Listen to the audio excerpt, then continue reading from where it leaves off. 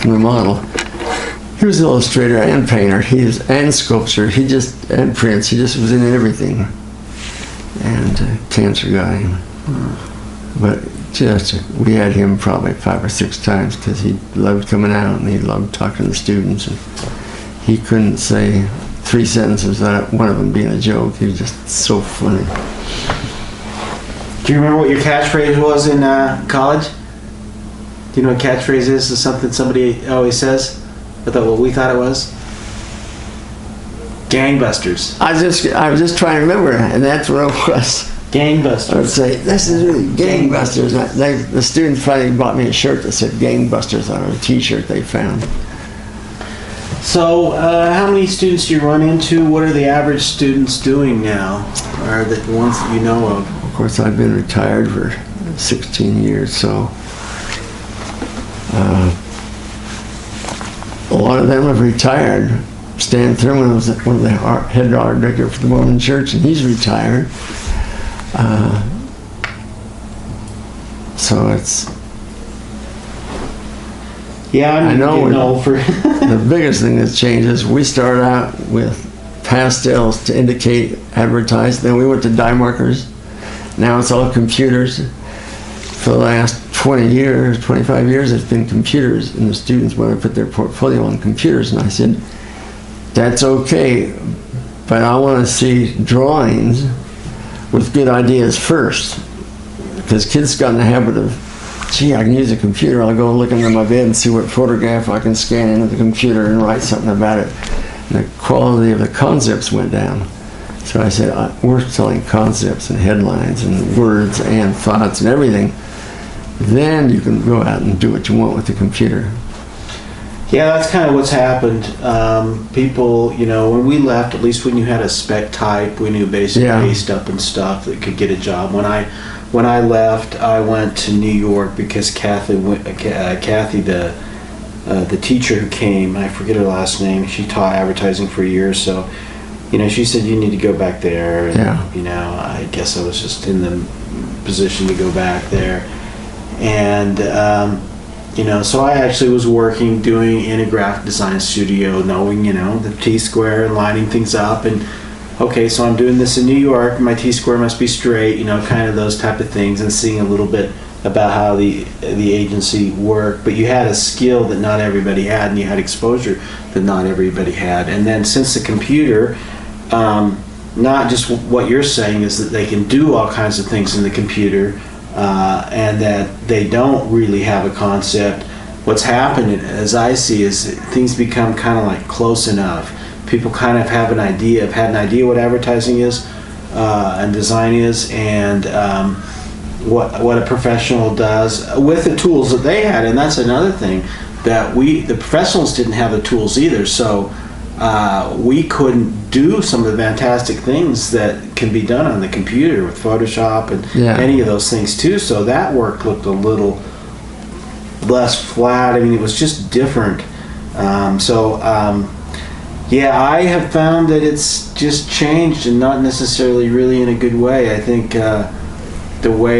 web design was something that probably would have been the closest to was really happening. Those people can make a lot of money, but it's kind of been sad that way. I think the thing that's saddest is the illustration area has gone all computer, and people can't draw anymore. I just don't have those hand skills. Oh, let me ask you. Well, I'll just ask you a couple more questions. I remember your daughter Johnny was involved. Was she doing anything like that? She's teaching basic design down at UVU. Oh, cool! It's a good college. Yeah, and the head of the department is a kid that graduated from here. I think we got 2 of our students plus my daughter down there. Who's the head of the department? I'm trying to think of his name. He was one. Well, there's one in advertising. I think he was one of Glenn's students in illustration. I had a friend from my high school that was involved in that. He would have been there for a long time. He died of cancer about 3 years ago, but he started the whole philosophy, ethics thing, and he was just a big big person down there. He's really involved in a lot of stuff. It was really sad to see, to have him. They actually named a series and stuff after him. Well, anything else you'd like to say or share or talk about? Yeah, the best part of my life is when I retired at 65 and I finally got to start painting. You know, I spent all of my studio time recruiting, and don't regret that. I met so many fantastic artists. I know them personally, and I'm not as guest artist and that has been fantastic. But when I retired, I knew it would happen. The fine art people would try and grab the position. So a year before I retired, I told the head of the department, advertising, we don't need, you know, it's a past its prime. You know, hire someone in graphic design. So they got a second teacher in graphic design, which was great, and he knew the computer too. So he and Alan really took off in that. And I retired, and I finally got to start painting full time. And the year I retired, my son-in-law got stationed over to Italy for a couple of years. So I went there for 3 years, and over to Paris 3 times, and Germany. So a lot of my paintings are European ones.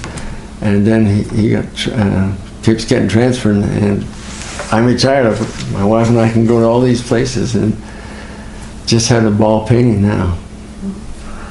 Wow, your job treated you pretty well, didn't it? Yeah.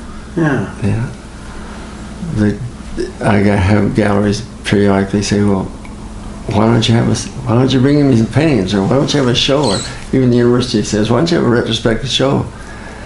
And I said, you know, I have security over there, and I get my frames bent, and I don't sell them. I give them to friends every now and then. But I must have 100 framed ones down there in my studio. But I painted, there's a song by Nora Jones, if I was an artist, I'd paint memories. Well, that's what I do. I paint memories of places I've been, and I don't want to sell those. You know, like, that's a church in Italy, over there on the wall. So there are places I've been, like that one over there is one of my favorite little cities in Italy. So I'm just having a ball painting, and I'll do watercolor, I'll do oil, acrylics, experiment with all of it, and just having a ball. Just fun. Well, I'll take some shots of that. Maybe could we kind of take a shot of your studio downstairs? Sure. Downstairs? Okay.